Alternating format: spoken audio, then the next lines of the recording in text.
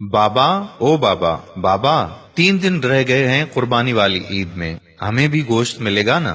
بابا کہنے لگا ہاں ہاں کیوں نہیں، بالکل ملے گا۔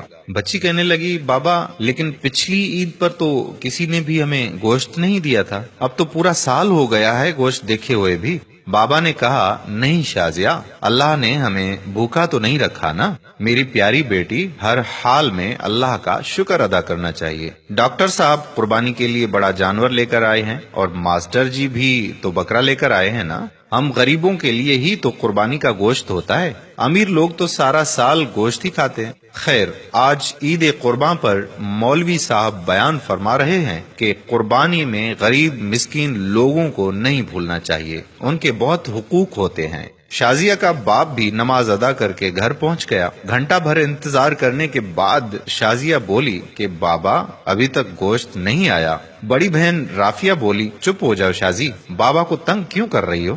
وہ چپ چاپ دونوں کی باتیں سنتا رہا اور نظر انداز کرتا رہا۔ کافی دیر گزرنے کے بعد جب کہیں سے گوشت نہیں آیا تو شازیہ کی ماں بولی کہ جی سنیے جی، میں نے تو پیاز اور ٹماٹر بھی کاٹ دیے ہیں لیکن کہیں سے ابھی تک گوشت نہیں آیا، کہیں بھول تو نہیں گئے ہماری طرف گوشت بھجوانا، آپ خود جا کر مانگ لیں۔ باپ بولا کہ شازیہ کی ماں تمہیں تو پتا ہے آج تک ہم نے کبھی کسی سے کچھ مانگا ہی نہیں، اللہ پاک کوئی نہ کوئی سبب پیدا کرے گا۔ دوپہر گزرنے کے بعد شازیہ کے اصرار پر پہلے ڈاکٹر صاحب کے گھر گئے اور بولے ڈاکٹر صاحب میں آپ کا پڑوسی ہوں، کیا قربانی کا گوشت مل سکتا ہے؟ یہ سننا تھا کہ ڈاکٹر صاحب کا رنگ لال پیلا ہونے لگا اور حقارت سے بولے پتہ نہیں کہاں کہاں سے آ جاتے ہیں گوشت مانگنے، اور تڑاخ سے دروازہ بند کر دیا۔ توہین کے احساس سے اس کی آنکھوں میں آنسو آ گئے اور بوجھل قدموں سے چل پڑا۔ راستے میں ماسٹر جی کے گھر کی طرف قدم اٹھے اور وہاں بھی وہی دست سوال۔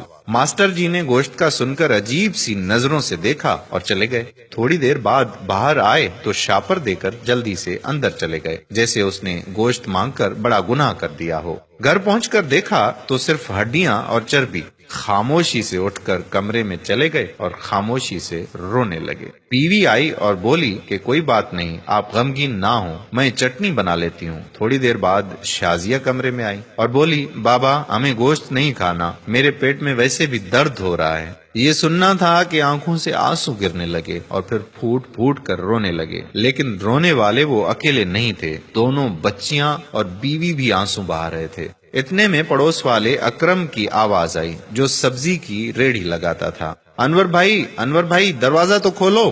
دروازہ کھولا تو اکرم نے 3-4 کلو گوشت کا شاپر پکڑا دیا اور بولا کہ گاؤں سے چھوٹا بھائی لایا ہے، اتنا ہم اکیلے نہیں کھا سکتے، یہ تم بھی کھا لینا۔ خوشی اور تشکر کے احساس سے آنکھوں میں آنسو آ گئے اور اکرم کے لیے دل سے دعا نکلنے لگی۔ گوشت کھا کر ابھی فارغ ہوئے ہی تھے کہ بہت زور کا طوفان آیا، بارش شروع ہو گئی، اس کے ساتھ ہی بجلی بھی چلی گئی۔ دوسرے دن بھی بجلی نہیں آئی، پتہ کیا تو معلوم ہوا کہ ٹرانسفارمر جل گیا ہے۔ تیسرے دن شازیہ کو لے کر وہ باہر کہیں جا رہے تھے تو دیکھا کہ ماسٹر جی اور ڈاکٹر صاحب بہت سا گوشت باہر پھینک رہے تھے جو بجلی نہ ہونے کی وجہ سے خراب ہو چکا تھا اور اس پر کتے جھپٹ رہے تھے۔ شازیہ بولی کہ بابا کیا کتوں کے لیے قربانی تھی؟ وہ شازیہ کا چہرہ دیکھتے رہے اور ماسٹر جی اور ڈاکٹر صاحب نے یہ سن کر گردن جھکا لی۔ خدا را احساس کریں غریب اور مسکین لوگوں کا۔ یہ صرف ویڈیو ہی نہیں، اپنے آس پاس خوددار مساکین کی ضرورتوں سے ہمہ وقت آگاہ رہنے کی آپ سے درخواست بھی ہے۔